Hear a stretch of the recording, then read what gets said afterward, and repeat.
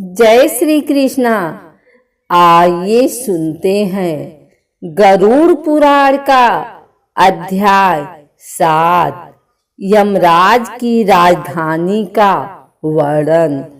44 योजन बहुभीति शहर से दूर यमराज की महान नगरी पड़ती है। सभी आत्माएं धर्म दरवाजे पर खड़े पहरेदार को अपनी आगमन सूचना देती हैं।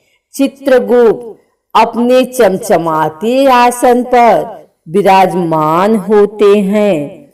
सब कुछ मालूम होते हुए भी वह सरावंश, यह ब्रह्मा पुत्र हैं जो पूरे विश्व में चक्कर लगाते रहते हैं और दूर से ही मनुष्य चाहे किसी भी संसार में हो उसके सारे कर्मों का ब्यौरा सूची तैयार करते रहते हैं।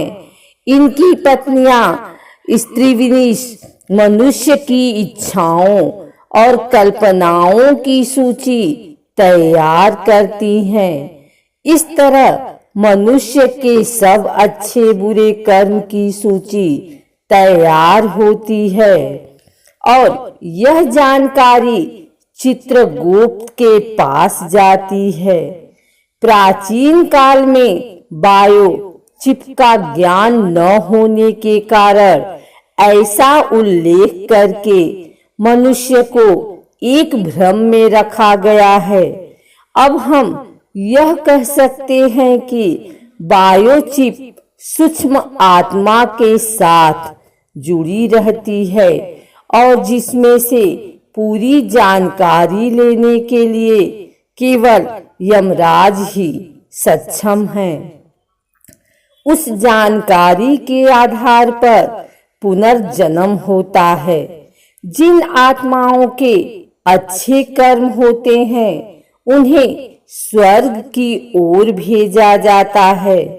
चित्रगुप्त द्वारा सूचित की हुई पाप आत्माओं को यमराज अपना भयानक रूप बहुत बड़े भैंसे पर विराजमान 32 हाथों में जो कि 3-3 योजन लंबे हैं, उनमें हथियार धारण किए हुए और कुओं की भांति लाल आंखें, एक लंबा नाग दर्शाते हुए अपने दूतों को उन्हें नरक में ले जाने को कहते हैं। 21 महान भयानक नरकों में उनको यातनाएं दी जाती हैं। इस तरह अनेक यातनाएं सहन कर मनुष्य शुद्ध आत्मा के साथ फिर दूसरा जन्म लेता है। इस नगरी के बीचों बीच यमराज का चमचमाता भव्य भवन स्थित है। यह 200 योजन लंबा और 50 योजन ऊंचा है। इसके अंदर अलौकिक सभा कक्ष है। वहां पर उपस्थित सभी अपनी ही रोशनी से जगमगाते हैं। इस भवन में पहुंचने के लिए 4 द्वार हैं।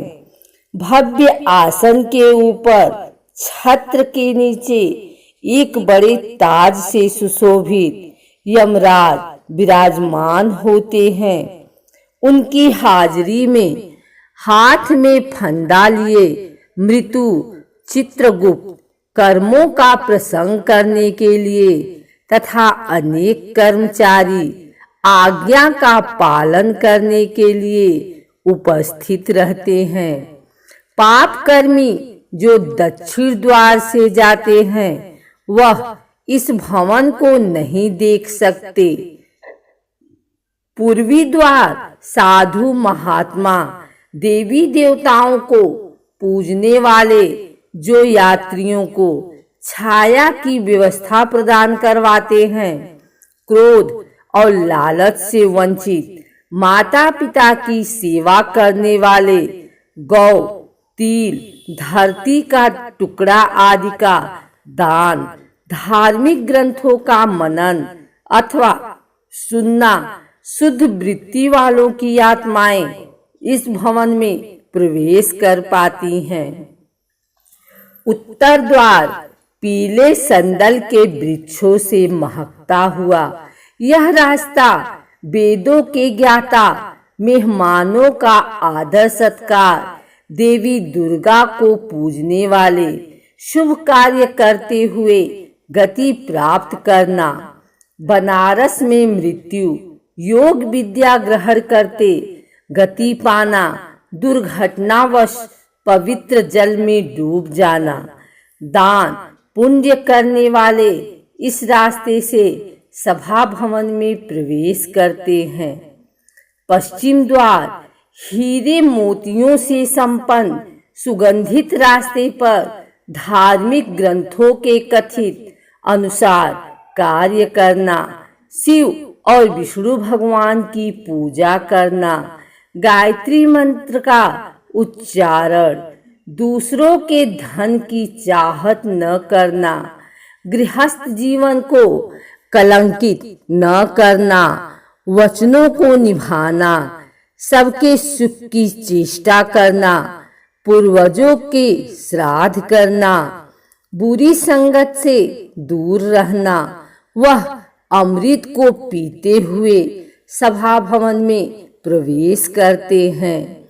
यमराज इन सभी को आते देखकर अपने आसन से खड़े होकर सबका अभिनंदन करते हुए, सबका स्वागत करते हुए कहते हैं कि आप सब नेक आत्माओं ने अपने सत्य कर्मों से यह देवलोक प्राप्त किया है।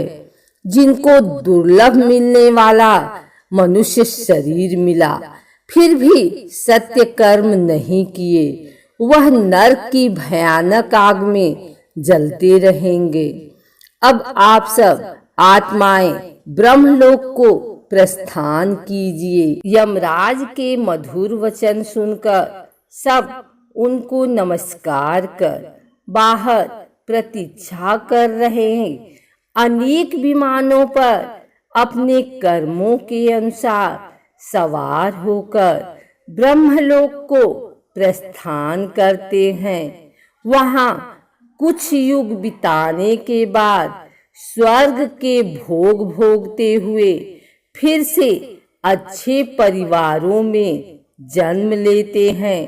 धन संपत्ति से युक्त धार्मिक ग्रंथों के ज्ञाता लोक कल्याण करते हुए अपने सत्य कर्मों के आधार पर अलौकिक सभा भवन में प्रवेश करते हैं।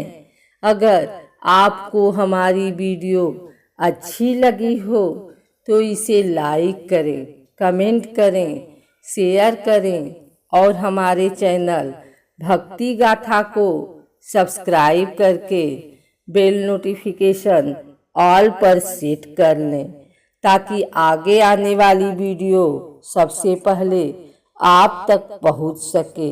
धन्यवाद।